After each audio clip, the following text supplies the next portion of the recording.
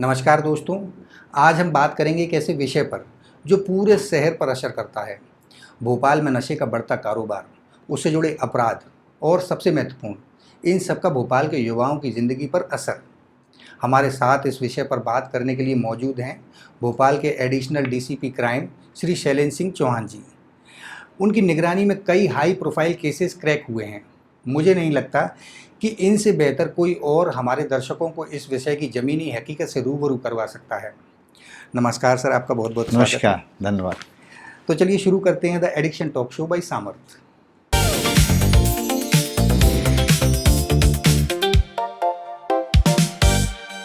तो सर, जैसा कि आप एडीसीपी क्राइम हैं और आपने साइबर क्राइम में भी काफ़ी समय तक अपनी सेवाएं दी हैं, तो मेरा पहला सवाल आपसे ये था कि नशे से जुड़े हुआ जो कारोबार है और उसमें अपराध की कितनी भागीदारी बनती है, किस तरह के ये नशे जो रहते हैं वो संलिप्त करते हैं लोगों को नशा के दौरान अपराध करने के लिए। नमस्कार, मैं शैलेंद्र सिंह चौहान, यहाँ पे क्राइम ब्रांच में एडिशनल डीसीपी के पद पर पदस्थ हूँ। और जैसा कि सामर्थ जी ने बताया, हम लोगों ने साथ में काम किया है और पिछले दिनों जो नशे से दूरी है ज़रूरी 2.0 जो अभियान चलाया गया, यानी दोबारा जो अभियान चलाया गया, जो कि Guinness book of world record में जिसका कि अभी दर्ज हुआ है, और पूरे आप लोग भी उससे तारुफ है, आपका राब्ता हो, उसका परिचय हुआ, आपका उससे इंटरेक्शन हुआ है। तो आप जो रेलेवेंट विषय जो उठाया, आपने जितना प्रासंगिक विषय, समाज के लिए ज़रूरी विषय उठाया, उसके लिए बहुत बहुत धन्यवाद। और हम मुझे बुलाने के लिए बहुत बहुत धन्यवाद। मैं आपके विषय का जवाब दूं कि दो बड़ी महत्वपूर्ण चीज़ें होती किसी भी चीज़ के लिए जो मार्केट में आती है या हम खरीद फरोख्त करते हैं, उसका इस्तेमाल करते हैं, सप्लाई और डिमांड। जी देखिए, दो पहलू हैं। पहला सप्लाई, डिमांड। पुलिस का काम ये है कि तस्करी का बड़ा नेटवर्क हो, ड्रग पैडलर्स हो, बेचने वाले दुकानदार हो, पुलिस यहाँ पे पकड़ती है और सप्लाई नेटवर्क को पकड़ती ध्वस्त करती है। आप रोज़ाना खबरों में, सोशल मीडिया में, टीवी में, न्यूज़पेपर में या कोई वेबसाइट पे खबरें देखते हैं कि कहीं ना कहीं धमाका होता है और कहीं बड़ा पकड़ा जाता है और कई बड़े गाड़ियों के साथ में महिलाएं भी पकड़ी जाती हैं। इस पहले पर बाद में बात करेंगे। तो वो हम रोकते हैं, लेकिन हमारा जो सरोकार है, हमारा जो मकसद है, जो हमारा उद्देश्य है, वो ये है कि जो डिमांडेंट है, जो भी व्यक्ति इसका कंज्यूमर है, जिसका उपभोक्ता इसका इस्तेमाल कर रहा है, चाहे वो युवा हो, चाहे युवतियाँ हों, चाहे वो मजदूर वर्ग हो, समाज का कोई भी हिस्सा हो जो इससे प्रभावित है, पीड़ित है, मैं इसको पीड़ित भी कहूँ, सही, उसकी रोकथाम के लिए हमें साथ मिलकर काम करना है। और उसी परिदृश्य को हम सामने लोगों के प्रस्तुत कर रहे हैं ताकि लोगों में जागृति और चेतना ज़्यादा हो सके। सर, आपको क्या लगता है ड्रग अब्यूज़ जो है वो हेल्थ इशू ज़्यादा है या फिर अभी लॉ एंड ऑर्डर के लिए समस्या बनता जा रहा है? देखिए, लॉ एंड ऑर्डर के लिए बहुत बड़ा इशू नहीं है।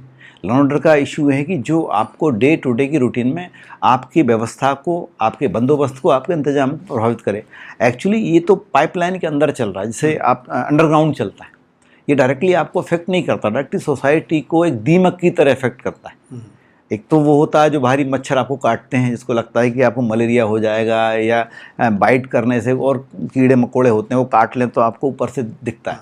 एक दीमक होता है जो अंदर ही अंदर आपको खोखला करता है। ये वो समस्या है जो लॉ एंड ऑर्डर की समस्या ना होकर एक सामाजिक बुराई है, एक स्वास्थ्य संबंधी पहलू, बल्कि हमारे युवाओं को एक तरह से दिग्भ्रमित करने का, पथ भ्रष्ट करने का, उनके शारीरिक रूप से क्षमता नष्ट करने के काम बड़े योजनाबद्ध तरीके से चल रहा है।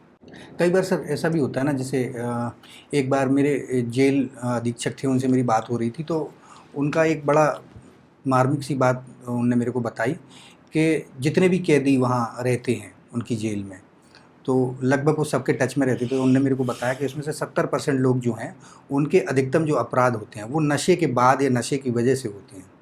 तो एक ये सिनेरियो बनता है कि हमारे समाज में जितने भी लोग हैं एक बार नशे की जद में आते हैं और उसकी आपूर्ति के लिए या फिर कई बार उसके इन्फ्लुएंस में इस तरह के क्राइम कर देते हैं। बाय नेचर वो ऐसे नहीं होते, तो ये कितना प्रभावित करता है? देखिए, अगर स्टडी आपने किया हो, क्योंकि मुझे लगता है कि आपसे ज़्यादा इसमें एक्सपीरियंस्ड है, या आपने जिस तरह से अपना जो आपका भूतकाल है, यानी आपका जो पुराना खुद का जीवन है, उसके आगे का आपने जीवन चुना है और इस नशा मुक्ति में चुना है।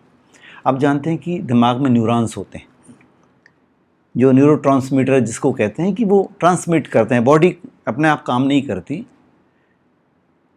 ये न्यूरोट्रांसमीटर्स चीज़ों को ऑर्डर करते हैं, चाहे आपको खाना खाना हो, भूख लगनी हो, चलना हो, बचाव करना हो, दौड़ना हो, खेलना हो, यानी आपकी बॉडी के हर हिस्से को ये दिमाग की संदेश भेजता है और वो संदेश को पालन करते हुए आपका शरीर उस क्रिया को संचालित करता है, उस क्रिया को पूर्ण करता है। जो ड्रग्स होती है उसका जो स्ट्रक्चर होता है वो न्यूरोट्रांसमीटर के मिलता जुलता काफ़ी होता है, जिससे कि जब वो बॉडी में जाती है तो हमारे दिमाग को कंफ्यूज कर देता है, भ्रमित कर देता है और हमारे में निर्णय लेने की क्षमता तो छोड़िए, अच्छा बुरा समझने की क्षमता भी खत्म हो जाती है।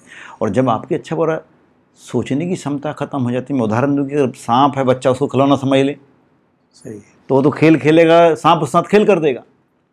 यही बात उसके साथ लागू होती है, वो ज़िंदगी को खेल समझता है और उसको ड्रग को आनंद की वस्तु। तो एक तरह से जो दिमाग में आपने बोला कि अपराध करते हैं, अपराध का बोध ही उनमें ख़त्म हो जाता है, सही है। अपराध के अच्छे बुरे का बोध खत्म हो जाता है। तभी तो ड्रग में आकर अपनी खुद की व्यक्ति अपनी बच्ची का भी रेप कर सकता है, उनकी पत्नी का मर्डर कर सकता है, बच्चों की हत्या कर सकता है, चोरी कर सकता है, कुछ भी अपराध कर सकता है, क्योंकि दिमाग पर उसका नियंत्रण नहीं रहता। सही है सर। अभी कुछ समय पहले आपकी ही सुपरविज़न में एक बहुत बड़ा ड्रग का नेक्सस पकड़ा गया था, जिसमें भोपाल के कई पॉश इलाके और जेम और इस तरह की टारगेटेड एरियाज़ थे। बहुत बड़ा एक नेक्सस सामने आया था। तो उसमें किस तरह से लीड मिली आपने, किस तरह से हमें समझ में आता है कि भोपाल में पहले कभी इस तरह के केस नहीं हुए। जहाँ तक मुझे याद है 10-15 सालों में मैंने इतना बड़ा केस नहीं देखा था कि इतने ऑर्गेनाइज्ड तरीके से और पूरा सिंडिकेट चल रहा है, जहाँ पे लोगों को टारगेट किया जा रहा है। वहाँ पे डॉक्टर्स भी शामिल हैं, जिम ट्रेनर्स भी शामिल हैं और बहुत बड़ा एक गिरोह बन रहा है। देखिए, कोई भी अवैध कार्य उसको अपन बिना नेटवर्क के, कोई भी तस्करी network, smuggling network, white collar network संचालित नहीं होता। ये हम समझ भी सकते हैं, हम कई सीरियल्स में, पिक्चर्स में या हमारे लिटरेचर में पढ़ते हैं।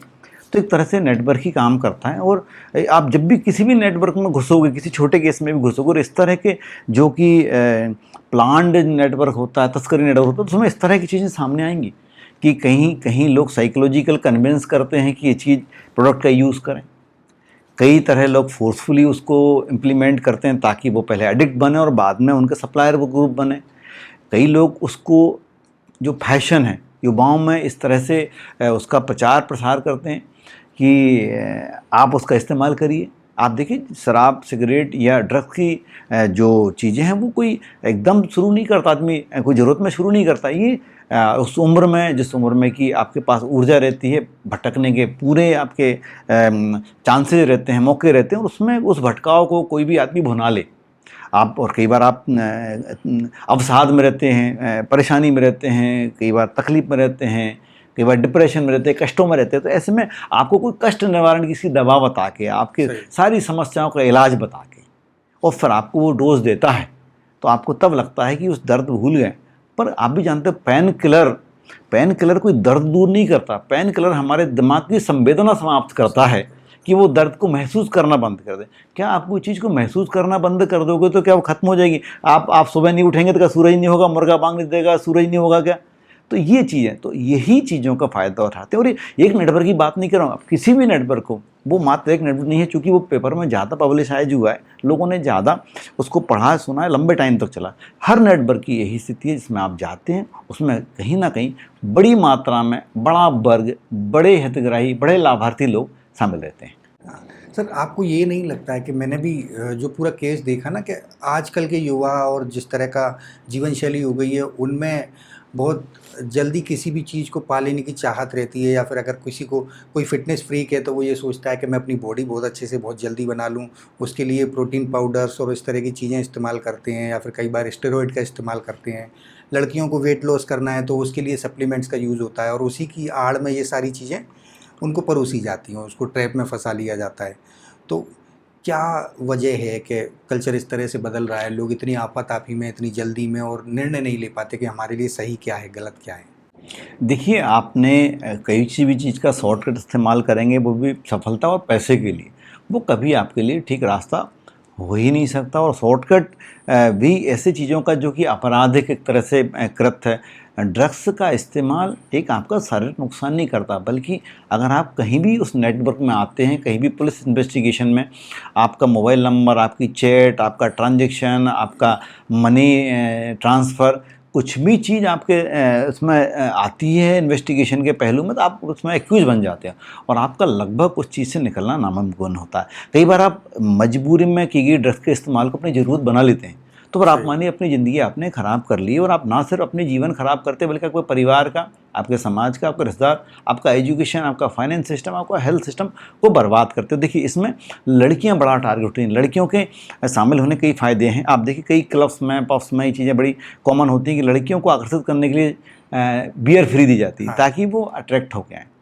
और हाई प्रोफाइल चीज़ें बनाई गई, जानबूझ के इसको कॉस्टली रखा गया ताकि हाई प्रोफाइल लोग इसको यूज़ करें, क्योंकि मज़दूर यूज़ नहीं करेगा ज़्यादा, मज़दूर में शराब या उस तक जाएगा। ड्रग्स, और ड्रग्स को जिसको फाइनेंशियली मजबूत है, जो मेंटली कमज़ोर है, वो व्यक्ति जिनकी मानसिक दृढ़ता में कमी होती, मानसिक रूप से बहुत दृढ़ नहीं होते, मजबूत नहीं होते, वो ड्रग्स का इस्तेमाल करते हैं और उसमें उसके एक बार उसके चक्कर में आके, उसके झमेले में आके, उसके बाद पूरे टाइम उसमें फंस जाते हैं और फिर बाहर नहीं निकल पाते। तो इन्हीं लड़कियों को या युवाओं को, क्योंकि युवाओं को उसको सहन करने की ड्रग्स को शक्ति होती है, फिर वो उसके लिए कुछ भी करेगा ड्रग्स पाने के लिए। पहले आपने ड्रग्स का एडिक्शन बनाया आदमी को फ्री ऑफ कॉस्ट देके, पर जब एडिक्ट हो गया तो उसको एज ए पैडलर यूज़ कर रहे हैं, एज ए विक्टिम वो यूज़ हो रहा है, एज ए कहना चाहिए सप्लायर वो यूज़ हो रहा है। तो वो सिर्फ, और उसको कितना मिल रहा है? पीने के लिए। वो ये सब कर रहा है पीने के लिए। तो इसलिए युवाओं को लत लगाने के लिए और लड़कियों में लत लगाने के लिए, ताकि उसे फैशन स्टेटमेंट बनाया जा सके, फैशन स्टेटमेंट बनाया जा सके, तो ये काम किए जा रहे हैं।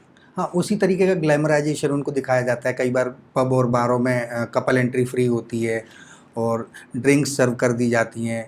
और जो कुछ केस सामने आए उनमें ये भी आया कि मोबाइल्स में लड़कियों के कुछ आपत्तिजनक वीडियोज़ और फ़ोटो मिले। और कई बार ऐसा लगता है कि आपने स्टार्ट किया है एक ड्रग को यूज़ करने के तौर पे, उसके बाद आप उस ट्रैप में फंस गए जहाँ पर आपको सेक्सुअली एक्सटॉर्शन भी मिल रहा है, उसके बाद फिर ब्लैकमेलिंग भी हो रही है और कहीं ना कहीं आप पेडलर बन रहे हो और कई बार आप इतने आगे तक निकल जाते हो, फिर उससे पीछे लौटने का रास्ता बिल्कुल। ये एक्साइटमेंट के लिए, एक एक्सपोजर के लिए, एक शेखी बखारने का काम होता है। इसमें आदमी एक बार शौक़ में लेता है और बाद में वो उसका एडिक्ट बन जाता है। तो आपने सही बोला, ये चीज़ शौक़ में शुरू होती है और एक फैशन स्टेटमेंट के रूप में शुरू होती है। मित्रों के साथ बैठे आप अगर कुछ ड्रग्स या ड्रिंक्स नहीं ले रहे हैं तो आपको ये माना जाता है कि आप बड़े मतलब बहुत मर्द आदमी नहीं हो, अरे क्या लड़की बनता है, मर्द बन। तो इस तरह की चीज़ें आपको उसमें चढ़ाया जाता है ताकि आप इसको ड्रग के एडिक्शन में शामिल हो सकें। हाँ, आज के समय में बैकवर्ड बोला जाता है कि हाँ, ये तो गाँव देहात से आया है, ये ऐसा आदमी है, अरे नशा नहीं करता है। तो वो सारे जो प्रोपेगंडे हैं, सारे जितने भी हथकंडे हैं, इनको बोलना चाहिए, वो इस्तेमाल किए जाते हैं इसके उपभोक्ता बढ़ाने के लिए, कंज्यूमर बढ़ाने के लिए। तो सर, आपके अनुभव से ऐसे कौन से नशे हैं जो अपराध को ज़्यादा बढ़ावा देते हैं? कुछ नशे तो ये हैं कि शराब है, आदमी ने पी, बहक गया, या फिर फाइनेंशियल लॉस हुआ, फिजिकल लॉस हुआ। कुछ नशे इस तरह के होते हैं जिनमें आपराधिक गतिविधियाँ ज़्यादा बढ़ जाती हैं, उनकी अर्ज इतनी ज़्यादा होती है। देखिए, अगर हम बात करें तो कुछ तो हेल्थ वाले जो नशे होते हैं, सिगरेट, गुटखा, तंबाकू जो खाते हैं, जो तो कैंसर आपको करते हैं, बाकी शरीर के बाकी आपके टिश्यूज़ को, बाकी शरीर के हिस्सों को अलग अलग तरह से, अलग अलग प्रकार से, अलग अलग समय में, अलग अलग डोजेज़ में, कि इसका फेटल डोज कितना, उसमें नुकसान पहुंचाते हैं। पर अगर एक डोज से ज़्यादा मात्रा में लेते हैं, अगर आप उसके एडिक्ट हो गए हैं, तो आपके दिमाग पर असर करता है। फिर आपको ये ज़रूरी नहीं है कि आप ड्रग ही करके अपराध करो, आप शराब पी के भी अपराध कर सकते हो। और मोस्टली देखिए, आपने घरेलू हिंसा में कई बार जो व्यक्तियों की या महिलाओं की मृत्यु होती, बच्चों की मृत्यु होती, रेप्स की घटनाएं आती हैं, इस तरह के मोलेस्टेशंस की घटना, वो शराब पी के आती है। और आप एक और मानिए, शराब भी बहुत बड़ी वजह है कि आपका जो एक्सीडेंट जो है, आपका ट्रैफिक एक्सीडेंट है, वो ड्रिंक एंड ड्राइव में बहुत ज़्यादा, तो ये पार्ट भी हो गया। फिर हम कहेंगे और नुकसानदेह में आपकी ड्रग्स आ गई है। और ड्रग्स में आप देखिए 2-3 फैमिली हैं ड्रग्स की। एक अपना ओपीएम फैमिली, जो अफीम डोडा चूरा बोलते हैं, उससे भी जो ड्रग्स बनाई जाती हैं, उसको निकाल के परिष्कृत करके उसमें इम्प्योरिटी मिला के, उसमें केमिकल मिला के। दूसरा आपका गांजा और ये भांग वाली फैमिली है, इसमें गांजा और भांग घोंटा वगैरह जो वो इस्तेमाल करता है। तीसरी एक फैमिली है इसकी चरस वाली, चरस। जो चरस आती पहाड़ी इलाकों से, मलाना क्रीम और ये हाँ, सारी नेपाल चीज़ें से आती है या अपना हिमाचल से, कश्मीर से चरस आती है। एक जो सिंथेटिक ड्रग आ गई है जिसके बहुत सारे नाम हैं, अलग अलग तरीके से नामों से मिलती हैं, अलग अलग क्वांटिटी में, अलग अलग कीमत पे, अलग अलग मौक़ों पे अलग अलग इसकी कीमत होती है। एक और आ गया हाइड्रोफोनिक, जो आपका गांजा है, हाँ। ये भी बहुत महंगा है, मतलब इस फैशन स्टेटमेंट है, ये कम पैसे वालों को मिलते ही नहीं है, और इसको भी हम लोगों ने पकड़ा है और भी पकड़े गए हैं। तो ये पानी के अंदर ही होता है हाँ, हाइड्रोफोनिक, जहाँ इसलिए तक मुझे बोलते हैं याद है आपने एक केस पकड़ा है पकड़ा था इसमें। कटारा में, तो वो लगभग 50 लाख किलो की समथिंग की देखिए, अब कीमत होती है इसकी प्रति किलो। कीमत का तो अंदाज़ा ही लगा सकते हैं, क्योंकि इसका कोई एमआरपी नहीं, एमएसपी तो हाँ, होती नहीं है, डिमांड्स के तो अकॉर्डिंग। डिमांड के अकॉर्डिंग है, और वो इस सोसाइटी में रहता है वहाँ ये सब चीज़ें। आप देखिए, एक घड़ी जो है कि 500 रुपये में आती है और एक 5 करोड़ में भी आती है, दोनों टाइम ही दिखाती हैं। ऐसे ही नशे का है, और इसमें तो जितना ग्लैमराइज उसको कर पाओ वो उतना उसमें होता है। तो इस तरह की ये जो कैटेगरी, इसमें सबसे ज़्यादा है सिंथेटिक ड्रग। सिंथेटिक ड्रग का ये दिक्कत है कि वो किसी भी तरह के केमिकल कुछ भी मिला के नया आप कंटेंट बना दीजिए, और आप कुछ भी खाओगे, आप कोई भी केमिकल खाओगे तो आपको शरीर को असर तो करेगा। सही। तो वो सबसे पहले कोई भी केमिकल कहाँ असर करता है? न्यूरॉन्स को, क्योंकि ड्रग्स के, मैंने बोला ना कि ड्रग का जो स्ट्रक्चर होता है सही। वो सबसे ज़्यादा न्यूरोट्रांसमीटर्स को इफेक्ट करता है। तो इसलिए वो जहाँ पे दिमाग को आपको डिस्कनेक्ट करता है, इम्बैलेंस करता है, उसको सुन्न करता है, आपको आनंद का एहसास होता है। सही। मैं सर इसी फील्ड में इतने साल से काम करता हूँ, तो मेरा भी अपना अनुभव रहा है, क्योंकि तरह तरह के लोग आते हैं, अलग अलग वर्क कल्चर से आते हैं। कई बार जैसे कॉरपोरेट जो सेक्टर है हमारा, अपन मेट्रो सिटीज़ में चले जाएं, गुड़गांव हो गया, नोएडा, दिल्ली, बेंगलोर, तो कई बार उस तरह के पेशेंट्स भी आते हैं ट्रीटमेंट के लिए। और जब वो बताते हैं, अपनी शेयरिंग करना स्टार्ट करते हैं, तो वो बोलते हैं कि जो जैसे अभी जिक्र हुआ ओजी और हाइड्रोपोनिक गांजे का, तो वहाँ मशीन की तरह लाइफ हो गई है। लोग ढूंढ रहे हैं, इतना महंगा। जैसे आपने काम किया सुबह से शाम तक, उसके बाद आपका ग्रुप एक है और वहाँ पे ओजी गांजा या हाइड्रोपोनिक या फिर ऑरेंज फ्लेवर्ड मलाना, इस तरह की चीज़ें चल रही हैं, और पूरी ज़िंदगी वो मशीनों की तरह निकलती है। और ये समझ में नहीं आता कि कब हम ट्रैप में फंस गए, कब हमारे माइंड पे वो चीज़ें असर करने लगीं। और ऑलमोस्ट मैंने लोगों के करियर ख़त्म होते देखे हैं जिनका पैकेज 40-40 लाख रुपए सालाना रहा है, और उनका मेंटल स्टेटस एक समय बाद इतना ख़राब हुआ कि वो अपने बेसिक नीड भी पूरी नहीं कर पा रहे थे। देखिए, बहुत सारी चीज़ें हैं। मैं इसको ये कहूँगा कि आप पैसे कमाना ही एक सफलता का पैमाना नहीं। हम लोग जो आचरण करते हैं या हम जो शासित होते हैं, हमारे शास्त्रों, पुराणों, धर्म के आधार पे होते हैं। सही। तो अगर मैं हमारे भगवत गीता की बात करूं, तो भगवत गीता में महाराज विदुर धृतराष्ट्र को जो अपना जो फर्स्ट यूनिट जिसको बोलते हैं, प्रथम स्कंद का 17 अध्याय और 38वां श्लोक बोलते हैं, दूतम पानम स्त्रिया सुना यत्रा धर्मश्चतुर्विधा। यानी उनका कहना है कि जुआ खेलना है। दूत मतलब बिड लगाना, हाँ, दूत की। पानम मतलब पहले कोई ड्रग नहीं था, पर वहाँ पान का मतलब नशे से था, कोई तरह का नशा। पर स्त्रिया सुना, पराई स्त्रियों को आप बुरी नज़र डालना, ये 4 चीज़ें बताई थी। और इन बोले ये जहाँ रहेंगे वहाँ अधर्म रहेगा। दिक्कत क्या है कि हमने कभी हमारे परिवार से संस्कार नहीं सीखे।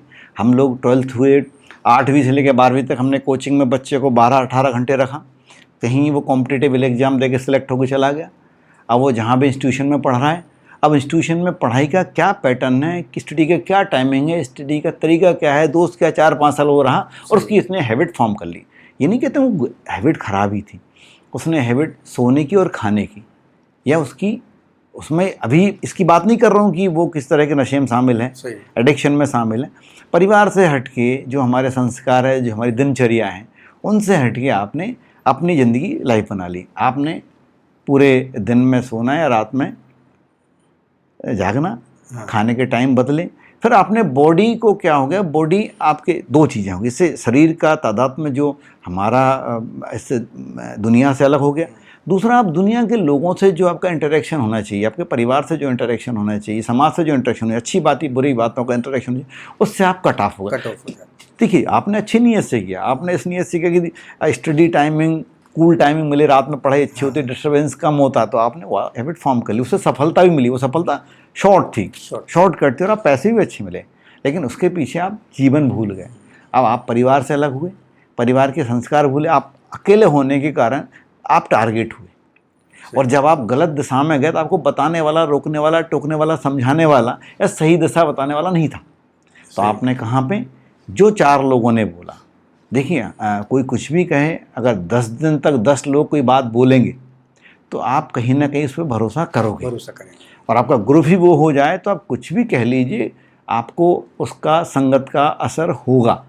उसको एक संस्कृति मानते हैं, सही। उसको मतलब नशा करना एक आपके कल्चर में शामिल। अरे आओ चलो अपन थकान दूर करते हैं। हाँ। तो यही बात के लिए हम लोगों ने जब नशे से दूरी है अभियान शुरू किया गया तो उसमें ये बात बहुत शामिल की थी हमने कि इसमें कई फिजिकल एक्टिविटी, हमारी एक समरसता वाली, लोगों को जोड़ने वाली एक्टिविटी, चाहे वो दौड़ हो, चाहे वो खेल कूद हो, चाहे कंपटीशन हो, चाहे पजल्स हों, चाहे उसमें कई गायन प्रतियोगिता हैं। तो कई बार हम लोग गायन भी जो होता है वो हम इसी नशे से दूरी जरूरी पे बेस्ड रखते हैं। तो ये चीज़ों से आप दूर हो जाते हो। सही। रीजन घूम फिर के वहीं आते हैं कि आपका समाज से जो कनेक्टिविटी कम होती है, आपके परिवार के संस्कारों से दूरी होती है, और आपका जो आदमी वो आपको एक कंज्यूमर समझता है, आपको कस्टमर समझता है, वो आपका अपना नहीं है। चाहे वो जहाँ पे वर्किंग प्लेस पे काम कर रहा हो, चाहे आपका कुलीग हो, चाहे आपका बाहर मिलने वाला, उसने आपको अपने झांसे में, अपने जाल में लिया और एडिक्शन को एक बहुत अच्छा सारी समस्याओं का इलाज बना के आपके सामने पेश कर दिया और आप उसमें फंस गए। फिर आपने बोला चाहे करियर हो, चाहे शरीर हो, चाहे उसका पैसा हो, चाहे रेपुटेशन हो, सारा बर्बाद। सारा बर्बाद हो गया। मैं भी रहा सर ऐसे दौर जी। में। तो उस समय पर रात रात भर जागना, घूमना। तो मेरी माँ मेरे को बोला करती थी कि ये निशाचरी दिनचर्या होती है, जिस तरीके से तुम जीते हो, निशाचर किसी समय में इस तरीके से जिया करते थे। तो सर एक प्रश्न मेरा और था, जैसे भोपाल में मैं लगभग लंबा समय मैंने निकाल दिया, 2008 से हूँ, डिग्री मेरी यहीं से हुई। तो अभी मैंने यहाँ पे नशे के बदलते हुए पैटर्न को देखा है। तो पहले किस तरह के नशे होते थे, पहले कौन कौन सी जगह रहा करती थी कि जहाँ पे हाँ ट्रेडिशनली लोग गांजा बेचने वाले और इस तरह के मिल जाते थे। बट आपको क्या लगता है कि अभी ट्रैफिकिंग का तरीका और पेडलिंग के जो पैटर्न हैं वो बदल रहे हैं क्या? बिल्कुल बिल्कुल। देखिए आप देखिए, जैसे मार्केटिंग का पैटर्न, आपके खान पान का पैटर्न, आपके पहनने ओढ़ने का पैटर्न, शादियों का पैटर्न, आपके ट्रांजैक्शन का पैटर्न, आपके नौकरी का पैटर्न, ये कई बार आपका बिल्कुल one to peer to peer ना होके ऑनलाइन भी हो गया है। आपको इस चीज़ को समझना पड़ेगा। दुनिया में ट्रांसपोर्टेशन और कम्युनिकेशन इतनी तेज़ी से बढ़ा है, जहाँ आपको जाने में 7 दिन लगते थे, जहाँ आपको संदेश भेजने में महीनों लगते थे, वहाँ विद इन द सेकेंड्स, अगर आपके पास नेट की स्पीड अच्छी है तो विद इन द सेकेंड आपका मैसेज कम्युनिकेशन होता है। ट्रांसपोर्टेशन भी आप मानते हो, कोई भी चीज़ को आपको बुलाना है तो कितना टाइम लगता है। सही। तो फट से अवेलेबल है, आपकी स्पीड बढ़ी है, गाड़ियाँ होने के कारण, आपकी एयर होने के कारण। तो ये सब चीज़ें मतलब कई बार इस बात से भी बिल्कुल इनकार नहीं कर सकते। हमने कई केसेस पकड़े हैं कि पार्सलों में भी लोग ये सामान आता है, और हमने इस बारे में जो प्रोएक्टिव और प्रिवेंटिव ऐसे इंतजाम किए हैं, निर्देश भी दिए हैं कंपनी को, जो पार्सल कंपनी इस बात को चेक करें। अपने ऐसी मशीनें लगाएं जहाँ पर इसको स्कैन करें किस तरह ड्रग का पार्सल ना हो। अन्यथा क्या होगा कि वो जो कंपनी है उसका ओनर है जो कि पार्सल भेज रहा है, तो आज नहीं तो कल वो मुसीबत में बनेगा उसकी, क्योंकि उस पार्सल को कोई ऑन नहीं करेगा। अभी सर कुछ ही दिन पहले की बात है, भिंड में शायद एक अमेज़ोन के थ्रू और सटाइवा के नाम से एक रजिस्टर किया उनने अपना प्रोडक्ट, और उसके अंदर गांजा भर के बेचा जा रहा था। नहीं बिल्कुल, देखिए झांसा देके कभी किसी ड्रग को आपको ड्रग या नशा कहकर नहीं बेचा जाएगा। सही। आपको यही बताया जाएगा कि ये आपके समस्याओं का, आपके दर्द का इलाज है। हाँ। ये तो आपको बाद में मालूम पड़ता है कि ये ड्रग है, ये हमें आदी बनाएगी, ये हमें शारीरिक नुकसान करेगी। तो ऑनलाइन बहुत सारी जगह, बहुत सारी चीज़ें हैं, और ऑनलाइन ही क्यों कहिए, पार्सल से आप कहीं मंगा सकते हैं। तो मैं हमेशा यही कहता हूँ कि जब बात चलती है तो आप अपने आसपास के एनवायरनमेंट में को देखिए, परखिए, समझिए, और ये सोचिए कि मेरी फैमिली कभी ना कभी अफेक्ट हो सकती है, क्योंकि आजकल ना डिस्टेंस मायने रखता, ना समय, ना दूरी मायने नहीं रखता। तो आप टाइम रहते, समय रहते उसको रिपोर्ट करिए। सही।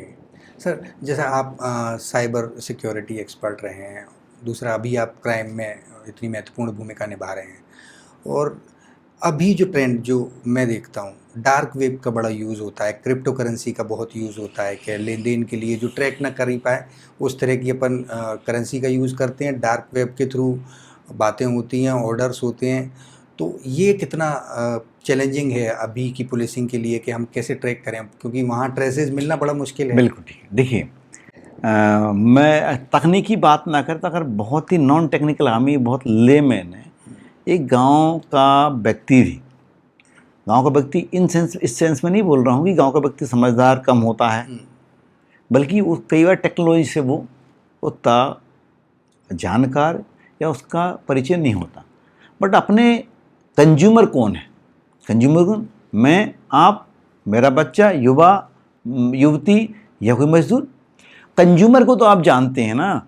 कंज्यूमर किसी का भाई होगा, किसी का बेटा होगा, किसी का बहन होगी, किसी का पिता होगा, किसी का चाचा। अरे आप दुनिया भर की मतलब क्यों परेशान है टेक्नोलॉजी को, डार्क वेब को, ओनियन ब्राउज़र को। आप तो ये पहचानिए ना कि मेरे पड़ोस में कौन पी रहा है, मेरे परिवार में कौन पी रहा है, मेरे बच्चों में आदतें आने वाली, और उसको बारीकी से परखिए, पूछने में शर्म मत करिए। आप उसके व्यवहार का आकलन करिए, व्यवहार का सुपरविजन करिए। क्या उसका व्यवहार एक एबनॉर्मल है? क्या आपको लगता है व्यवहार में अचानक चेंज आता है, उसके बोलचाल में, उसके पढ़ने लिखने में, उसके सोने बैठने उठने में? आप इस व्यवहार का अध्ययन कीजिए, ना कि मैं अगर आपको डार्क वेब कहेंगे तो डार्क वेब पे कहाँ टूट 90% हम जो इंटरनेट का हिस्सा देखते हैं वो 10% देखते हैं, 90% डार्क वेब पे ही चलता है। तो उसकी जगह हमें मालूम है कि हमारा टारगेट ग्रुप कौन है उनका। हमारा टारगेट ग्रुप भी वही विक्टिम है जो कि ड्रग एडिक्ट है, जिसको ड्रग का नशा दिया है। तस्करों का भी टारगेट ग्रुप कौन है? वही व्यक्ति, समाज का वही व्यक्ति जिसको कि नशा है।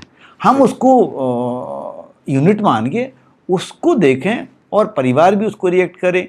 जैसे कॉलेज के हॉस्टल्स हैं, इसमें जब हॉस्टल्स में जो 12th से आपका जो ट्रांजिशन पीरियड होता है कॉलेज जाने वाला, तो जो सीनियर्स होते हैं कई बार वो उनको बहकाते हैं सही कि ये करो वो करो, तो कई बार इससे भी जो होता। तो मुझे लगता है कि हमारा परिवार, हमारा समाज, हमारा मोहल्ला, रिश्तेदार और हमारे एजुकेशनल इंस्टीट्यूशन, चाहे वो स्कूल हो, चाहे कॉलेज हो, चाहे यूनिवर्सिटीज हो, अगर इस बारे में अपने लोगों कमेटियां बनाकर इस बारे में चर्चा करेंगे, इस बारे में जानकारियाँ जुटाएंगे और जानकारियाँ पुलिस तक पहुंचाएंगे।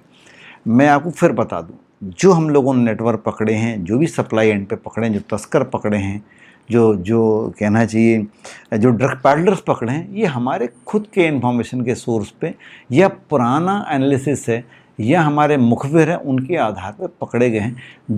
जो आम जनता यानी जिनके परिवार में एडिक्शन है, जिन बच्चों में एडिक्ट हुए, उनकी तरफ से टेंडेंसी नहीं आई है कि वो ये बताएं कि मेरे बच्चे तक एडिक्शन कैसे पहुंचा। अगर वो पकड़ा जाए और उस चीज़ की जानकारी और हो जाए तो मैं आपको बता रहा हूँ कि ये बहुत बड़ी समस्या नहीं है। ऐसा नहीं है कि असंभव है इसको तोड़ना, इसके नेटवर्क आसानी से नेटवर्क तोड़ा जा सकता है। सर, ये बड़ा दुर्भाग्यपूर्ण है जैसा आपने अभी बताया। मैंने बहुत सारे परिवारों को देखा है, लगभग 20,000 परिवार सर्व किए।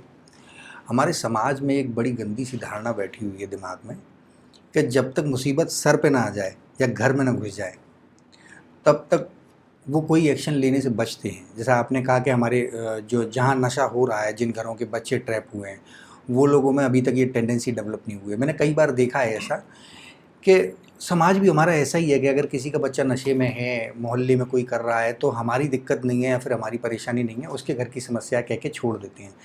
बट वही मुसीबत जब अपने घर पे आती है, उस मोहल्ले के बच्चे से उनका खुद का बच्चा नशा करना सीखता है, तब उन्हें ये एहसास होता है कि हमें चुप नहीं रहना था या गलती कर दी। तो हमारे समाज को भी इसमें एक महत्वपूर्ण भूमिका निभानी चाहिए, समय रहते जागना चाहिए या लोगों को रोकना चाहिए, क्योंकि जो नशा कर रहा है वो भी किसी का बच्चा है और कहीं ना कहीं हमारे बच्चे की उससे दोस्ती भी होगी, इन्फ्लुएंस भी होते हैं। बिल्कुल सही है। हम सब में ये टेंडेंसी है कि जब तक समस्या हमारे पे नहीं आती या जब आग हमारे घर तक नहीं आती, हम लोग बिल्कुल उसे बुझाने का प्रयास नहीं करते। इसके संबंध एक मौजू में शेर बोलता रहता हूँ हमेशा लोगों को कि जलते घर को देखने वालों, जलते घर को देखने वालों, फूस का छप्पर आपका भी है, आग के पीछे तेज हवा है, अगला नंबर आपका भी है। अगर आप जलती आग में पड़ोसी घर में पानी नहीं डालोगे, आपके घर में भी आग पकड़ के होता ही है। ना सिर्फ ड्रग्स के मामले में, अगर मैं कहूँ तो मोहल्ले में कई बार जुआ सट्टा या शराब बिकता है, मोहल्ले में कई बार कोई फायर आर्म्स लेके घूम रहा, तलवार लेके घूमता, लेकिन वो उसके ऊपर हमला ना करे या उसको समस्या ना हो तब तक वो उसको रिपोर्ट नहीं करते। जब कई बार उनको हमला कर दे या उसके न्यूज़ सेंस से उनको फ़र्क पड़ने लगे, उनकी इज्जत तक आन पड़े, उनके मान सम्मान पे आन पड़े, उनको नुकसान होने लगे, सही, तब वो इसकी कंप्लेंट करना पसंद करते हैं। तो ये इसी जगाने के लिए हमने, समाज को जगाने के लिए, जो जन चेतना के लिए जो नशे से दूरी है अभियान 2.0 शुरू किया था। और ये एक अभियान ख़त्म नहीं हुआ है, ये आपको जगा के आपके समाज के उसमें समाज को उद्दलित करके, समाज को जागृत करके और उनको आगे काम दिया है कि आप लोग सूचना दें, बाकी काम हम करेंगे। तो आपने सही कहा है, ये टेंडेंसी है और इसी टेंडेंसी को तोड़ने के लिए हमारे जैसे युवाओं को, हमारे जैसे जागृत लोगों को, जिनको लगता है देश की फ़िक्र है, समाज की फ़िक्र है, युवाओं की फ़िक्र है और भोपाल की फ़िक्र है, जो चिंता करते हो, बहुत लोग करने वाले हैं। ऐसा नहीं है कि इनकी भी कमी है, वो लोग जितने ज़्यादा आ गई। अब मैं आपको बोलूं कि मुझे ये नहीं मालूम तक भोपाल में आपके जैसे डी एडिक्शन सेंटर इतने लोग चल रहे, उसमें हज़ारों लोग। जब मुझे ये जान के बड़ा आश्चर्य हुआ और बहुत अच्छा लगा, एक बड़ी अनुभूति हुई अच्छी कि 20,000 लोग आप डी एडिक्ट कर चुके। और मैं मिला हूँ, मैं देखा हूँ इतने लोगों ग्रुप से, वो अच्छे संतुष्ट हैं। और मैं चेहरे पे भाव देखता हूँ कि लगता है कि देखिए सब लोगों ने गलती से अपनाए तो डी एडिक्शन में क्यों जाते।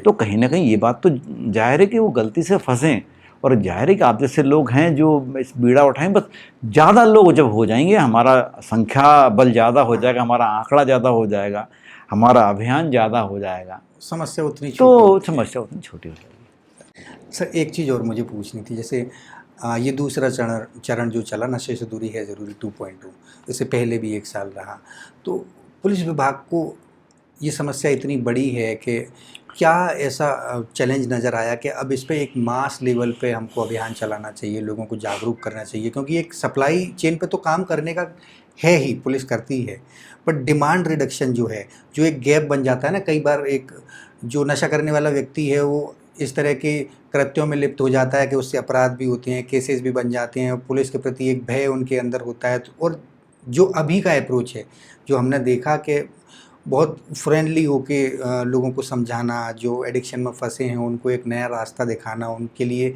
वो दरवाजे खोलना जहाँ तक वो सोच भी नहीं पाते हैं कि भाई आपकी ज़िंदगी यहाँ से भी नई शुरू हो सकती है। तो उसके पीछे क्या कारण? देखिए, हमारा एक टेस्ट का एक तरीका होता है। हम लोग जब इन्वेस्टिगेशन करते हैं और जब क्रिमिनल का इंटरोगेशन करते हैं तो हम उसका मनोदशा परखने की कोशिश करते हैं कि आदमी जन्मजात क्रिमिनल नहीं होता, सही, और हर एक आदमी क्रिमिनल नहीं होता। तो दो चीज़ें, अगर वो जन्मजात क्रिमिनल नहीं है तो ये क्राइम क्यों किया, दूसरा अगर हर एक आदमी क्रिमिनल नहीं है तो इसी ने क्यों किया। तो जब टेंडेंसी देखते हैं तो बहुत अधिकांश समय पे देखिए दुश्मनी सबकी होती है, सबके अपने हित होते हैं, सबके अपने स्वार्थ होते हैं, सबको फ़ायदा नुकसान अपना दिखता है और सबके बेमनस दुराभाव जो आदमी इंसान है उसमें रहेंगे। जब हम देखते हैं कि जो ट्रिगर करता है आदमी, जब अपराध करने की मानसिकता में एकदम आता है या उत्तेजित होता है, वो है उत्तेजना का कारण है नशा या ड्रग। में सब कुछ ठीक चल रहा है, उसको जब दिमाग में संतुलन कम हुआ, सही, और उसको इस बात की संवेदना कम हुई कि दूसरे का दुख भी मेरे दुख जैसा ही है, तो उसका अपराध कर देता। तभी समझ में आया। और हमारे पुलिस महानिदेशक श्री कैलाश मकवाना जी, हमारे पुलिस कमिश्नर श्री संजय कुमार साहब, जिनको कि आप हमेशा देखेंगे कि जो मोहल्ले मोहल्ले में जन अभियान की तरह लोगों को संवाद करते हैं। और वो इसमें संवाद का ये तरीका नहीं है हमारा, चौराहा, मोहल्ला, school, bank, bus stand, railway station, auto stand, cycle stand, कहीं रेहड़ी लगते हैं, कहीं छोटे छोटे मार्केट हैं, बड़े इंस्टीट्यूशन है, कॉलेज है, स्कूल है, यूनिवर्सिटी है, इनको हम टारगेट करते हैं। हमारा यही मकसद है। आपने जो पहली बात बोली थी कि इसको नेटवर्क कैसे तोड़ें, नेटवर्क में दो ही, सप्लायर और यूज़र, मतलब दो ही चीज़ें। मतलब अगर बहुत ज़्यादा हम टेक्निकली उसमें भ्रमजाल में ना जाए, सिंपल सी बात है, यूज़र और एक सप्लायर को हम पकड़ रहे हैं, पहचान में आता है, पकड़ के अंदर कर देते हैं। यूज़र, उपभोक्ता, कंज्यूमर, और जो असली पीड़ित है वो पीड़ित भी है और अपराधी भी है। सही। तो उसकी पहुंच के लिए हम लोगों ने मोहल्ले मोहल्ले, घर घर, झुग्गी बस्ती जहाँ पे लगता है, और ये कहाँ हो सकती है, वहाँ हमने संभावनाएं तलाशी। आप देखिए कि बच्चे 5वीं क्लास का, 8वीं क्लास का एडिक्शन में संभावना बहुत कम है, अगर है भी तो बहुत, वो 12th के बाद जो हाँ, उसके वल्नरेबल एज जो उसके हार्मोनल चेंज होता है, जिसमें लगता है कि वो कुछ करे, मैं ये कर सकता हूँ, और एक जोश जागता है, जुनून जागता है, और जुनून को लोग भुनाते हैं। उस टाइम तो हमने कॉलेजों में गए, स्कूलों में गए, यूनिवर्सिटीज़ में गए, सब जगह इसको एक जन आंदोलन की तरह हाँ। हमारा अभियान चला। और देख, ना सिर्फ हम यहाँ नहीं करते, अगर ये बात करें तो इससे पहले हमारा साइबर का सेफ क्लिक अभियान चला, उसमें सेफ क्लिक 1, सेफ क्लिक 2 चला। ऐसा नहीं है, हमारा ट्रैफिक का भी ऐसे ही चलता है। आप देखिए, तीनों चीज़ें जो जीवन को प्रभावित करती है, हमारा ट्रैफिक हो, हमारा साइबर हो जो हमारे फाइनेंस को प्रभावित करता है, ड्रग जो हमारे हेल्थ को प्रभावित करता है। आप देखिए तो हम ट्रैफिक में भी वैसे ही कार्रवाई करते हैं। ट्रैफिक में हेलमेट के लिए हम लोग वही प्रेशर डालते हैं, पर लोगों को लगता है हेलमेट पहनाने से कोई पुलिस का कोई बहुत बड़ा फ़ायदा। पुलिस का फ़ायदा ये है कि रोज़ खबरें छपती है कि ये इनोसेंट मर गया, वो परिवार मर गया, उसने अपना बच्चा खो दिया, उसने अपनी टांगें खो दी, उसने अपना हाथ खो दिया। ये बहुत खराब लगता है।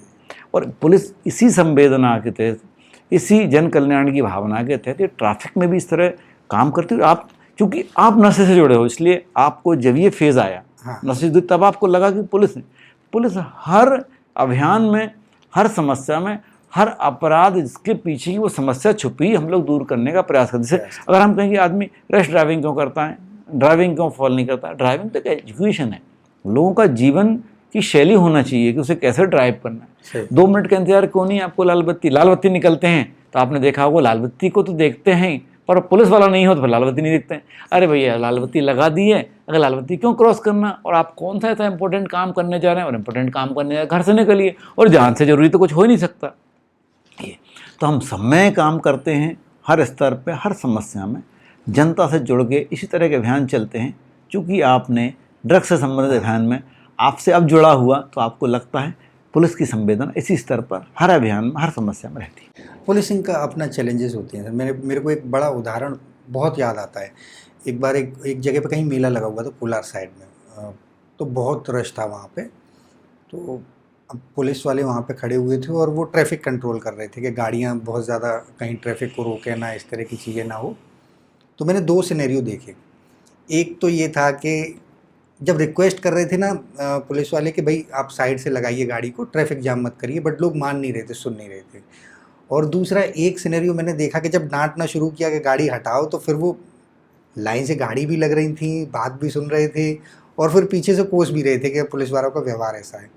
तो बड़ा चैलेंजिंग रहता है, क्योंकि आदमी को सीधी बात कभी कभी समझ में नहीं आती, और जब हम रूड होते हैं तो फिर हमको क्वेश्चन कर दिया जाता है। देखिए, पुलिस जो भी कार्रवाई करती है वो सब कानूनी प्रावधान होते हैं। देखिए, बहुत हमारा कहना चाहिए, हमारे सिटीजन्स, नागरिक अधिकांश से अवॉइडिंग है। पर आप देखिएगा, आपने भी कई बड़े सेशन लेते हैं, आपके पास ही बहुत सारे जो डी एडिक्शन में लोग हैं, 95% अच्छे होंगे, अच्छे मतलब शांत होंगे। 5% ही उधम करते होंगे, और 5% दिखते हैं।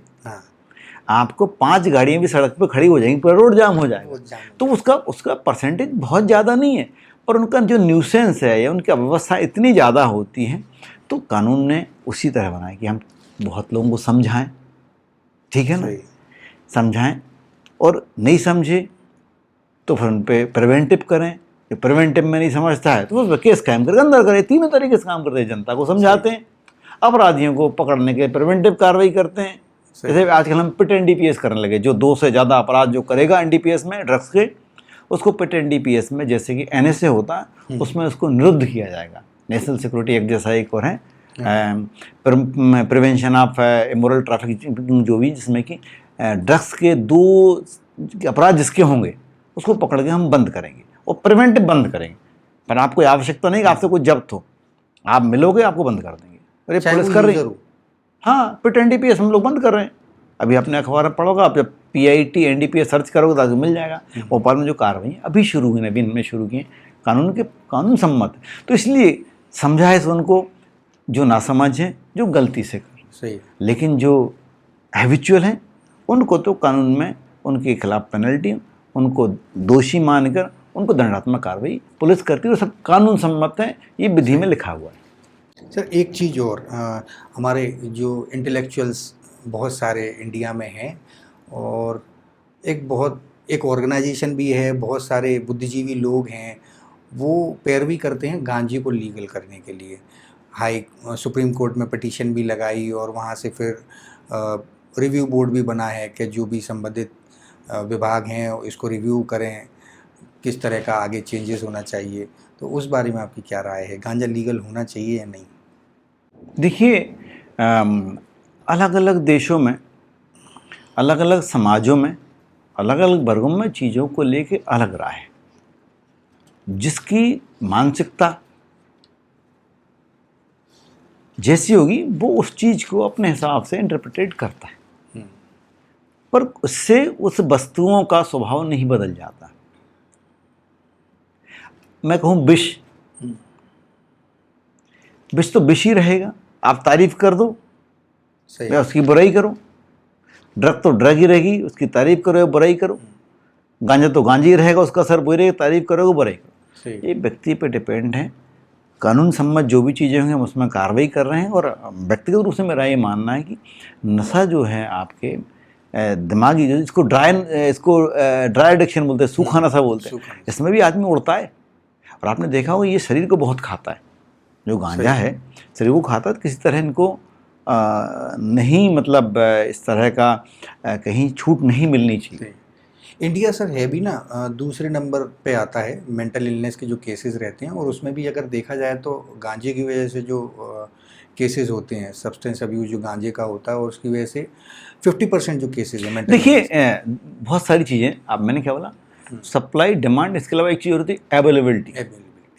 आप उसको उपलब्ध कैसे करा पाते हैं। आप भी जानते हैं गांजे के पौधा होता है, आप गमले में उगा सकते हैं, छत पे उगा सकते हैं। अभी केस पकड़े गए हैं छत पे उगाने। तो इसके बारे में मेरा बड़ा शेर मौजूद है कि पुलिस की स्थिति के बारे में, कि हाथ बंधे हैं पीछे मगर शर्त है ये सफ़र, किससे कहें कि पैरों के कांटे निकाल में।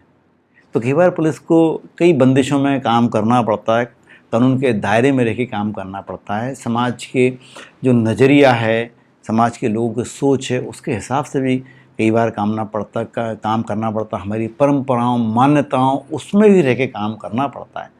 लेकिन हम मध्य प्रदेश पुलिस, भोपाल पुलिस बड़ा सफलतापूर्वक इन चीज़ों को अंजाम दे रही है और अपने मुकाम में, लक्ष्य में, अपने रास्ते पे लगातार अग्रसर। सही सर, जैसे मैंने यहीं से BE किया, बहुत साल मेरे निकल गए यहीं पे।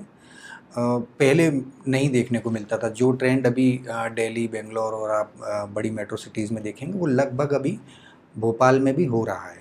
पहले नहीं दिखता था किसी भी चाय टपरी पे या फिर कैफ़े में लड़कियों को स्मोक करते हुए देखो, या फिर वाइन शॉप से वाइन ख़रीदते हुए देखो, बहुत रेयर होता था। बट अब ये आम होता जा रहा है, आपको बहुत इजीली कहीं भी मिल जाएंगे, पब्स इतने सारे खुल गए हैं। तो ये जो बदलता हुआ ट्रेंड है, उसका कारण क्या आपको? मैंने कहा ना, आपकी पहली पाठशाला क्या है? घर। आप गीता पढ़ें, रामायण पढ़ें, बच्चों को सुनाएं, लेकिन आप जो व्यवहार करेंगे बच्चा वो सीखेगा। आप याद करिए, बचपन याद करिए, अलाव के आसपास बुजुर्ग लोग बीड़ी पीते हैं, बीड़ी छोड़ के जाते हैं, बच्चे वही बीड़ी को जला के अलावा पी लेते हैं। अट्रैक्शन, एक सेंसेशन, एक उत्तेजना, एक तरह का क्यूरियसिटी। दूसरा, गुटखा सिगरेट, वही पड़ा मिलता है, घर में पुड़िया पड़ी मिल गई, गुटखा खा लिया। मार्केट में जैसे अब कई तो एक्टर, जो अपने एक्टर बोलते हैं, जो अभिनेता, जो कई लोग उनको गलती से हीरो बोलते हैं। हीरो तो वो हैं जो शहीद होते हैं, हमारे देश के लिए मरते मिटते हैं। तो एक्टर जो जब इनको ग्लैमराइज करते हैं, चाहे वो शराब हो, चाहे गुटखे जो पाउचेज हैं, या सिगरेट को जब पीते हैं, तो वो कई बार लोग उनको फॉलो करते हैं। तो इसका भी बड़ा रीज़न है कि लोगों में एडिक्शन में जाने का, उसको अच्छा मानने का। तो जो बात हुई कहाँ से सीखते हैं, तो पहला परिवार हो गया। अब अगला बच्चा कहाँ जाता है? स्कूल में।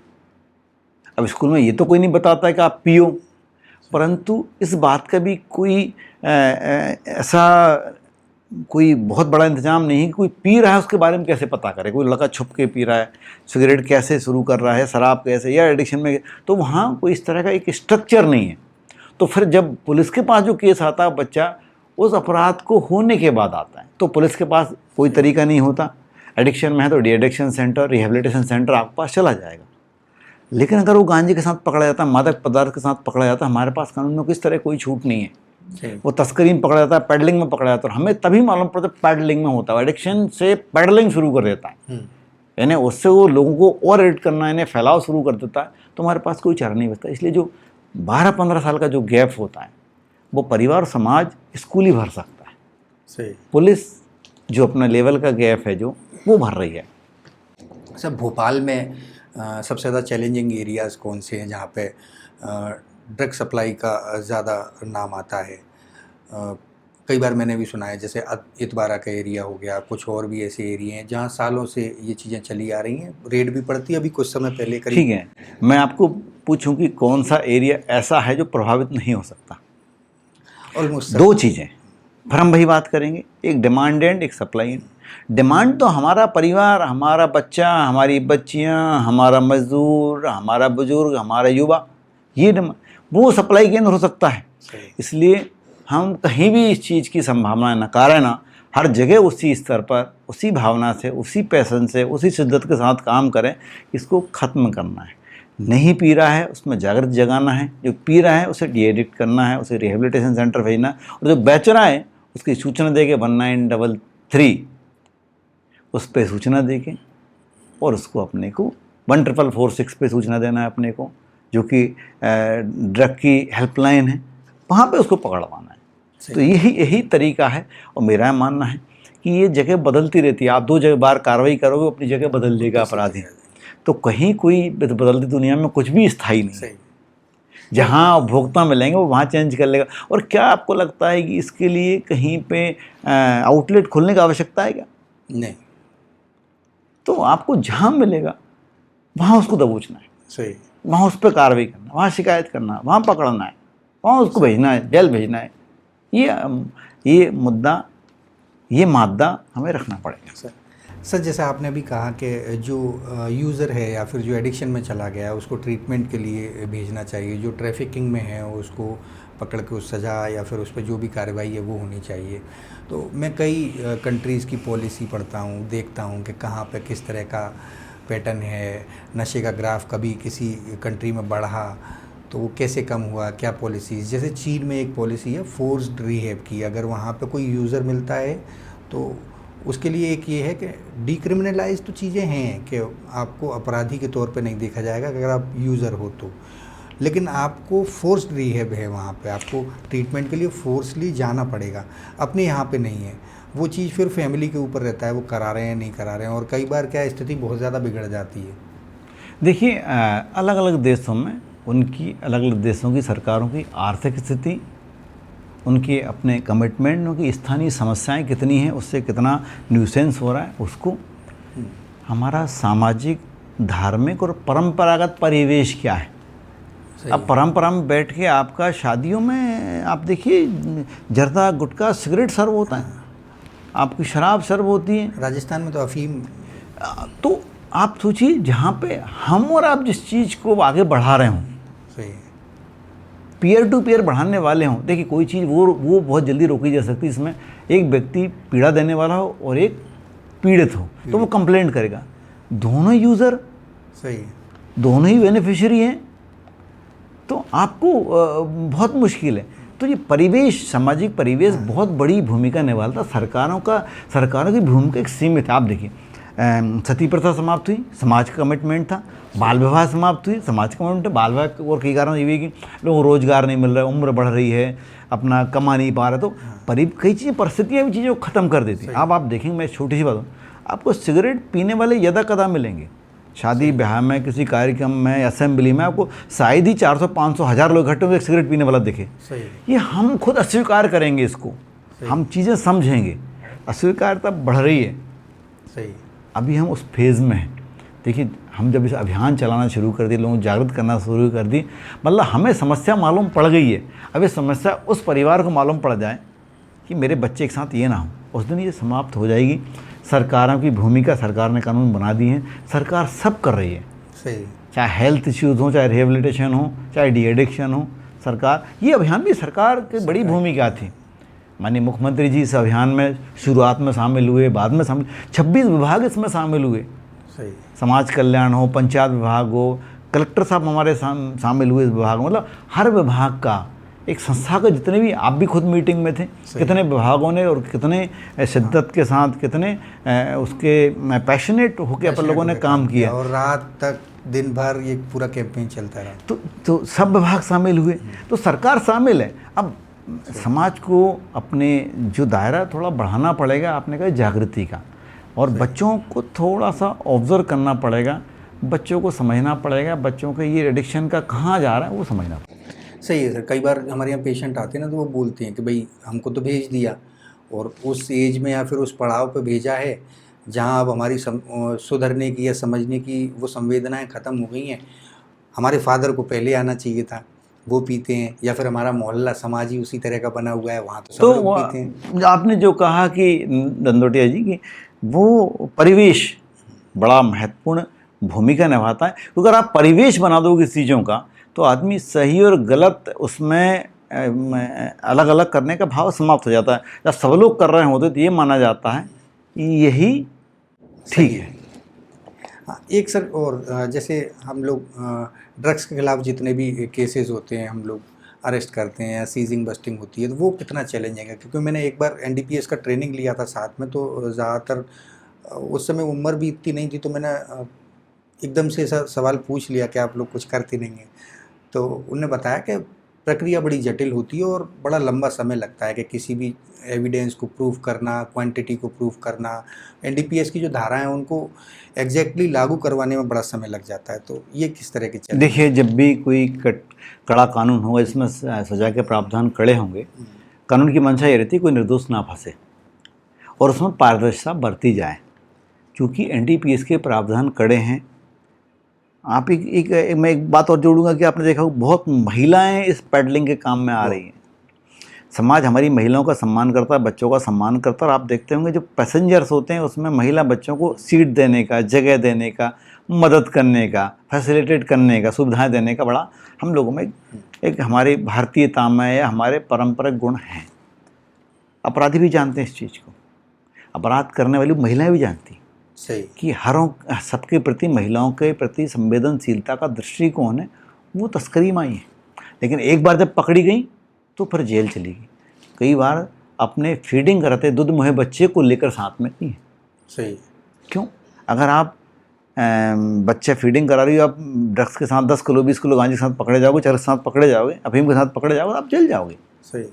ठीक है, तो ये जो है, तो आप भले ही उसको समझो, तो कड़े कानून ऐसे हैं कि इसमें फिर आपको कानून, एक बार आप पछड़े में फंस गए, आपका रहम कहाँ तक था? आपको एक महिला बच्चा मान के संवेदनाएं थी, जब आपके पास गांजा मिल गया तो आप आरोपी बन गए, आप जेल चले गए। जब कड़े कानून होते हैं तो कानून में उतना ही उनका परीक्षण, उतना ही उनमें सावधानी सतर्कता से काम होता है, प्रक्रिया उतनी ही जटिल होती है, ताकि आसानी से कोई नागरिक उससे परेशान ना हो। इसलिए कारण जटिल प्रक्रिया बनाई गई है। परंतु जो एक बार समझ ले अच्छे से, जो गांजा बेचने वाले अच्छी तरह समझ लें, तस्कर, पैडलर या पीने वाले समझ लें, एनडीपीएस के कानून बड़े ही सख्त हैं। एक बार आप इसकी जद में आए, आप इन्वेस्टिगेशन में आए, आपके खिलाफ साक्ष्य आए, आपके खिलाफ एविडेंस आए, तो आपका जीवन जेल में ही कटना है। तो मेरा यही कहना है, तो इसलिए कड़े बनाए जाते हैं। फिर उसमें प्रक्रिया, हम ट्रेनिंग देते हैं उसके लिए, और कार्रवाई भी हम लोग उसमें उस हिसाब से सावधानी सतर्कता से साक्ष्य भी एकत्र करते हैं, ताकि उसमें सजा हो। सही। तो इसलिए थोड़ा सा कठिन लगता है। ठीक है सर। मेरा एक सवाल और सर था, जैसे अभी कुछ समय पहले ये भोपाल के एक इलाके में बंद एक वेयर हाउस था, तो उसमें प्रीकर्सर्स पकड़े थे एमडी बनाने के, मेफेड्रोन बनाने के लगभग, और उसकी जो बताया जा रहा था कीमत लगभग 1800 करोड़ रुपए और 907 किलो के समथिंग वो वेट था। ऐसे ही एक जगदीशपुर में 62 किलो ऐसे ही प्रीकर्सर्स मिले। तो अब भोपाल जो है वो केवल कंजप्शन वाला एरिया नहीं है, प्रोडक्शन भी हो रहा है क्या? नहीं, देखिए, अब अगर पूरा आपने केस पढ़ा होगा तो इसमें एमडी जो वो पोजीशन थी जब केमिकल मिले थे, जो क्लैंडस्टाइन लैब्स होती हैं उसमें प्रीकर्सर केमिकल्स होते हैं। आप भी जानते हैं, किसी भी दो केमिकल में ला के केमिकल ऐसा नया बना सकते हो पदार्थ जो कि केमिकल लोचा कर देगा, आपके दिमाग पे असर करे, और कोई भी केमिकल दिमाग पे असर करेगा ही। सही। तो कोई भी दो केमिकल मिला के आप ये बना सकते हैं। देखिए, जब आपका डोडा चूरा पे पुलिस सख्ती करेगी, एजेंसियां सख्ती करेंगी, आपका गांजा भांग पे सख्ती होगी, चरस पे सख्ती होगी, अफीम पे सख्ती होगी, तो फिर आदमी नए रास्ते निकल नए गया। रास्ते। तो अब क्या हो गया, अब इनकी खेती बाड़ी, इनका जो सुपरविजन है, इन पे कार्रवाई तगड़ी होगी। तो अब क्या करेगा आदमी, दिमाग आपका केमिकल यूज़ करेगा। तो सही। अब इंडस्ट्रियल जो एरिएज़ हैं उसमें कई बार पुलिस की भी एक लिमिटेशंस होती हैं और इंडस्ट्री डिपार्टमेंट की लिमिटेशंस होती हैं कि इसमें आदमी क्या कर रहा हो। सही। वो ऐसे केमिकल इकट्ठा कर रहा था कहीं जिसमें एक ट्यूब रोमो है। कई बार इनका रेगुलेशन भी ठीक नहीं है कि सही। जो इंडस्ट्रियल यूज़ के हैं, जो लैब के यूज़ के हैं, उनको कैसे रेगुलराइज करें। जब चीज़ें पकड़ी जाती हैं तब माना जाता है, क्योंकि कई बार इंडस्ट्री के बहुत नॉर्मल यूज में, चमड़ा साफ़ करने में, कई चीज़ें बनाने में काम आती है, कई चीज़ों को गलाने में काम आती है, कई चीज़ों को प्यूरीफाई करने में काम आती है, कई कलर चेंज करने में काम आती है। इस कारण रखी गई थी। अगर देखिए सब्जी काटने का चाकू अगर बदमाश के पास है तो सही। वो उससे अपराध कर देगा। जो ब्लेड है, आप सेविंग करते हो और जेब कट के पास है तो वो जेब काट देगा। तो ये कोई भी चीज़ है जो दुनिया में बनी है वो अच्छे के लिए बनी है, आप उसको गलत इस्तेमाल कर सकते हो। हाँ, आप भी मीटिंग में थे, चर्चा हुई है, मैंने सुझाव दिया है कि इंडस्ट्री डिपार्टमेंट का और 2-3 कुछ सामाजिक संस्थाओं का, पुलिस का एक ग्रुप रहे जो कि जिसमें सस्पिशन है, जो बंद पड़ी फैक्ट्रियाँ हैं जहाँ पे क्लैंडस्टाइन लैब्स हो सकती हैं, प्रिकर्सर केमिकल्स हो सकते हैं, उसमें रैंडमली छापेमारी करें, मिले तो कार्रवाई करें। तो एक टीम गठित हो गई है और इसमें लगातार इसमें कार्रवाई करेंगे ताकि ऐसी कि अगले किसी तरह के चीज़ों से हम बच सकें और प्रिवेंटिव कार्रवाई कर सकें। सर, जैसा ये अपना नशे से दूरी है ज़रूरी 2.0 अभियान चला, तो इसमें बहुत सारे सेलिब्रिटीज़ को भी शामिल किया गया कि एक मैसेज उनके थ्रू भी दिया जाए कि किस तरीके की जीवन शैली होनी चाहिए। तो और एक दूसरा पहलू हम ये भी देखते हैं कि बहुत सारे इन्फ्लुएंसर्स हैं जो इस तरह के जीवन शैली को, जो टॉक्सिक है, गलत है, जो नशे को बढ़ावा देती है, उसको प्रमोट करते हैं, या फिर उनकी वीडियोस, रील ऐसे ही होते हैं और ऑलमोस्ट वो स्टार बने हुए हैं। तो आप क्या मानते हैं कि किस तरह की भूमिका उन सोशल मीडिया इन्फ्लुएंसर्स की होनी चाहिए? वो किस दिशा में वीडियो बनाएं जो समाज को कुछ प्रोडक्टिव दे सकें? मुंडे मुंडे मतर भिन्ने, हमारे शास्त्रों में कहा गया, हर व्यक्ति का अपना एक स्वभाव होता है, उसका एक मत होता है और उस मत में भिन्नता होती है। यही बात है जो इंसानों को, हर एक इंसान से यूनिक बनाती है, विशिष्ट बनाती है। हर एक बात में अपनी एक विशिष्टता है। कई बार व्यक्ति सामाजिक परिवेश, हमारे लोकाचार, हमारे संस्कार, अच्छे बुरे चीज़ों का भेद नहीं करता, बुरी चीज़ें अपनाता है। और बुराइयाँ किसी में हो सकती हैं, पर वो चाहे क्यों ना हमारे सेलिब्रिटी हों, क्यों ना हमारे इन्फ्लुएंसर हो, हमारी ज़रूरत है कि जो हम जिस ग्रुप को टारगेट करना चाहते हैं उस ग्रुप के लिए सबसे पात्र और उपयुक्त व्यक्ति कौन है। सही। हमने उन व्यक्तियों को चयन किया और हम बड़े प्रसन्नता है, मध्य पुलिस उनको बार बार इस बात के लिए कृतज्ञता और आभार जताएगी कि जिन व्यक्तियों ने, चाहे वो सेलिब्रिटी हों, जिसमें हमारे अभिनेता अभिनेत्री हों, प्लेयर्स हों, और कल्चरल जो भी लोग हैं, जो भी हमारे समाज को जो दशा बदलने का मादा क्षमता रखते हैं, उन सब लोगों ने, इनको इन्फ्लुएंसर कहते हैं, उन्होंने काफ़ी बड़ी मात्रा में समाज के वर्ग में फैलाया। तभी तो 45 से 50 करोड़ तक पहुंचा आंकड़ा, ये लोगों तक हम जुड़ाव पहुंचा। ये Guinness book of world record का आंकड़ा है। सही है। 17 करोड़ तो भोपाल की रीच है सोशल मीडिया की। तो अगर इन लोगों का सहयोग नहीं मिलता तो क्या ये संभव था? तो हमने आपका, समाज के अन्य लोगों का, सोशल मीडिया का सहारा लेके, देखिए सोशल मीडिया को हम कितना गलत बोलें, पर हम उसकी क्या उपयोग करते हैं, हम उसकी उपयोगिता कैसे लेते हैं। आप देखिए कि ओपीएम जो ड्रग है, क्यों उसका उत्पादन होता है? दवाओं के लिए, केमिकल्स के लिए। तो कहीं ना कहीं किसी चीज़ की उपयोगिता है, हम उसका दुरुपयोग करते हैं, तब वो खराब चीज़ बन जाती है। तो ऐसे ही कोई भी व्यक्ति हो, हमने सभी व्यक्तियों का जिन्हें हमें सहयोग मिला, जिन्होंने इस अभियान को चरम तक पहुंचाया, एक ऊंचाई तक पहुंचाया, हम उन सबका धन्यवाद आपके माध्यम से, समर जी के माध्यम से देना चाहेंगे। और भविष्य में हमें आपके सहयोग की अपेक्षा लगेगी तो हम बार बार ऐसा सहयोग लेंगे, क्योंकि हमारी समाज के लिए जो भी ठीक लगेगा, ऑर्गेनाइजेशन के जो भी हमारे लिए आवश्यक होगा, वो लगातार करते रहेंगे। सर, आपके अनुभव से एक एडिक्ट को सुधारने में उसकी फैमिली की क्या भूमिका होनी चाहिए? कई बार क्या होता है ना, सुधार तो खैर ठीक रहा, परिवार ही कई बार इस तरह के ट्रिगर्स दे देता है उस व्यक्ति को कि वो चाह के भी छोड़ नहीं पाता। कई बार उतना सपोर्ट नहीं मिलता, ताने और इग्नोरेंस होता है कि भाई पीता जा रहा है, ठीक है, समय के साथ छोड़ देगा, शादी करा दो तो छोड़ देगा। वो इंटरवेंशन समय पे नहीं मिल पाता है। तो उन परिवारों की क्या भूमिका होनी चाहिए? देखिए, दो दो बड़ी साफ चीज़ें। परिवार की जो यूनिट है वो सबसे ज़्यादा किसी चीज़ को दे सकती है, इसकी ज़रूरत होती है, वो होती है समय। सही। अगर आप परिवार को समय दे रहे हो तो समय देने से आपको सब चीज़ें क्लियर हो जाएगी, आपका विजन क्लियर होगा, आपका बच्चों का भविष्य क्लियर होगा, उनकी सोच, आपके थॉट्स और आपके विचारों को आदान प्रदान होगा। सही। समय की कमी, तो आप जो एडिक्शन वाली बात करें बच्चों को, चाहे वो एडिक्शन से पहले एडिक्शन से बाद में, बच्चों को समय ही आपको देना है। और अगर आप समय देते हैं, अब कई बार बच्चे समय नहीं देते तो आपको समय वैसा मिलाना पड़ता है, पर आप अगर समय देंगे तो इस समस्या को पकड़ लेंगे, समस्या को पकड़ लेंगे तो समय देंगे तो माँ बाप के प्रेम से बड़ा, सही, आपके फैमिली बॉन्डिंग से बड़ा, आपके आपसी विश्वास से बड़ा एडिक्शन किसी चीज़ का नहीं है। और जिसको परिवार के प्रेम का, बॉन्डिंग का, परिवार के साथ रहने का एडिक्शन हो जाए ना, उसको कोई दूसरा एडिक्शन लग ही नहीं सकता। तो परिवार का समय सबसे इम्पोर्टेंट है। समय के कारण वो ऑब्जर्व करेगा और चीज़ों को, समस्या को पकड़ेगा। सर, अगर कोई भी युवा अगर अभी नशा कर रहा है या करने की सोच रहा है, उस गिरफ्त में है, तो आप उसको इस पॉडकास्ट के माध्यम से क्या मैसेज देना चाहेंगे? समर जी, मेरा मानना है, मेरे ऑर्गेनाइजेशन का मानना है, पुलिस विभाग का मानना है कि जो व्यक्ति नशा कर रहा है तो कोई अपराधी नहीं है।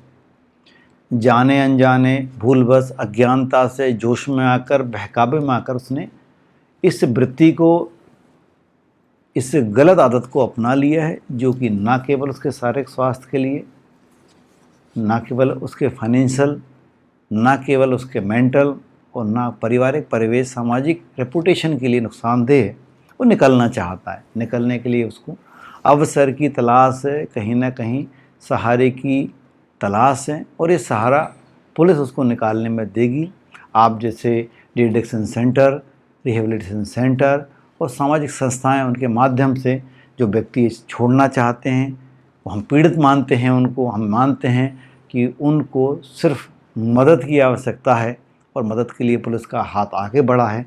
चाहे वो नशे से दूरी है जरूरी अभियान 1 हो या 2.0 हो, और ये अभियान समाप्त नहीं हुआ है, बल्कि शुरुआत है आपके नए जीवन की, शुरुआत है आपके पुरानी आदतों को छोड़ने की, शुरुआत है आपके देश की समृद्धि, प्रदेश की समृद्धि और अपने शहर की समृद्धि के साथ परिवार की समृद्धि और परिवार का नाम रोशन करने की।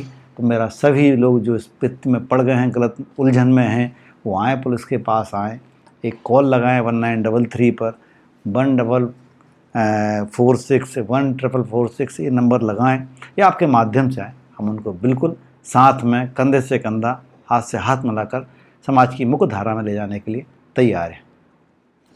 सही है, ठीक है। तो दोस्तों, आज की बातचीत से एक बात बिल्कुल साफ है कि नशा सिर्फ एक व्यक्ति की समस्या नहीं है। जब नशा बढ़ता है तो उसके साथ अपराध, हिंसा, परिवारों का टूटना और युवाओं का भविष्य बर्बाद होने का खतरा भी बढ़ता है।